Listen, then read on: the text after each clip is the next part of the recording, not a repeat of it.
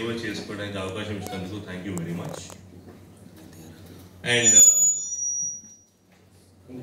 Coming to participants, my dear friends, 2 రోజులు మాట్లాడుకున్నాం.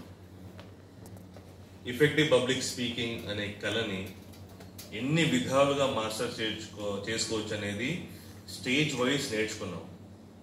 ఇప్పుడు మిగతాదంతా మీ చేతిలోనే ఉంది. It's all up to you. Opportunities will come. All you have to do is seize them. వదలకూడదు. ఒకానొకప్పుడు సంవత్సరాల ముందు గంగా నదికి శివుడు ఒక వరం ఇచ్చాడంట. ప్రపంచంలో ఎవరైనా సరే ఎన్ని పాపాలు చేసినా సరే గంగా నదిలో మీరు స్నానం చేసినట్టయితే మీ పాపాలు తొలగిపోతాయని చెప్పి వరం ఇచ్చాడు.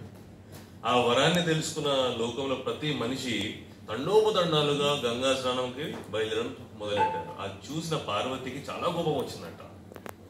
అదేంటి, మీరు ఇట్లాంటి వరాన్ని మీరు మానవులకు ఇస్తే పాపాలు చేస్తారు, పాపాలు చేసి గంగలో వచ్చి మునుగుతారు, పాపాలు పోడగొట్టుకుంటారు, ఇలాంటి వరం అనేది చాలా తప్పు, ఖచ్చితంగా విరమించుకోండి అని చెప్పి పట్టుబట్టిందంట. దానికి చూసి శివుడు, అలా కాదు, పని చేద్దాం, నువ్వు నాతో రా, గంగా దగ్గరికి వెళ్దాం అని చెప్పి పార్వతీదేవిని గంగా దగ్గర తీసుకెళ్ళాడు. తీసుకెళ్ళి ఒకటే ఇన్స్ట్రక్షన్ ఏంటి, గంగాదేవిని ఏమన్నాడంటే, నేను నీ ఒళ్ళో పడుకుంటాను, చనిపోయినట్టు యాక్టింగ్ చేస్తా, వచ్చిన భక్తులందరికీ మొరపెట్టుకో, వినపం పెట్టుకో. ఏంటి, పాప విముక్తుడైన ఏ భక్తుడైనా నన్ను ముట్టుకుంటే, నా మొగుడిని ముట్టుకుంటే చావు నుంచి బయటికి వచ్చి లేచి బయటికి వస్తాడు. ఒకవేళ పాప విముక్తి కానివాడు ముట్టుకున్నట్టయితే ముట్టుకున్నవాడు చనిపోతాడని చెప్పి మొరపెట్టుకోమని చెప్పాడు శివుడు. సరే అని చెప్పి పార్వతీదేవి శివుడిని తన ఒళ్ళో పడుకోబెట్టుకొని వచ్చిన ప్రతి భక్తుని అడుక్కుందంట. ఏడ్చి మొరపెట్టుకుని కంటిన్యూగా 100 మంది వస్తున్నారు, లక్షల మంది వస్తున్నారు, పార్వతీదేవిని చూస్తున్నారు, తన ఏడుపు చూస్తున్నారు. కానీ ఎవ్వరు కూడా ముందుకు వచ్చి పార్వతీదేవికి సాయం చేయట్లేదు. ఇది ఒక వారం రోజులుగా అబ్జర్వ్ చేస్తున్న ఒక తాగుబోతు మనిషి అక్కడ కూర్చొని ఉన్నాడు. పాపం జాలిపడి వచ్చాడు. వచ్చి, అమ్మా బాధపడకు, నేనున్నాను, నేను వస్తాను, నేను నీకు సాయం చేస్తానని చెప్పి వెళ్ళి గంగాలో స్నానం చేసి బయటికి వచ్చి శివుడిని తాకాడు. శివుడు టక్కున లేచి వచ్చాడు. అప్పుడు శివుడు అన్నాడు, నేను వరం ఇచ్చినంత మాత్రాన పాపాలు తొలగిపోవు, నేను వరం ఇచ్చినాక పాపాలు తొలగిపోతాయని నమ్మిన వాళ్ళకే పాపాలు తొలగుతాయి, ప్రతి ఒక్కరు తొలగదు అని చెప్పి అన్నాడట.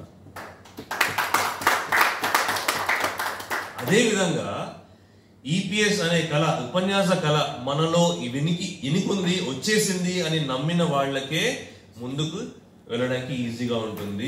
లేదు ఇంకా భయం ఉంది, ఇంకా మనసులో డౌట్ ఉందంటే మాత్రం ఆ డౌట్ ఎప్పటికీ మిమ్మల్ని ఆపేస్తుంది. My dear friends, please don't let anything stop you. You have the skill required. All it is required is little practice, and that practice happens only with taking the opportunities. You'll have many opportunities in JCI, just seize them. Don't leave a single opportunity. You have the skill required. All you need is practice. Just come onto the stage and say what you have to. That will help you master the art of public speaking. All the very best. Don't leave any opportunity. Thank you very much. So దీంతో పాటు నాకు responsibility కూడా ఉంది. నేను 2 రోజులు మీకు డబ్బులు అని చెప్పి తిప్పించాను, పని చేయించాను, తొందరగా రప్పించాను, టైంకి అన్ని చేసేట్టు ట్రై చేశాను. సో వాళ్ళకి కూడా అప్రిషియేట్ చేయాలి కదా. So who will be the winner? Guest, any guesses? ఎవరు విన్ అయ్యారు అనుకుంటున్నారు? ఏ గ్రూప్ విన్ అయింది? ఎందుకలా? మీరు కాదా? నాకు తెలిసినంత వరకు మీరు కాదు. విన్ అయిన group life styles. Please life style stage మీదకి రండి. ఒక చిన్న బహుమానాన్ని మా చేత అందించండి. ప్రెసెంట్ గా కొంచెం 5 minutes టైం ఉందంట. సో ఫోటో దిగాక మళ్ళీ ఒకసారి గిఫ్ట్ కోసం మళ్ళీ పైకి రావచ్చు. నాకు సెంటర్ స్టేజ్ ఇస్తే నేను మధ్యలో వస్తాను ఫోటో కోసం.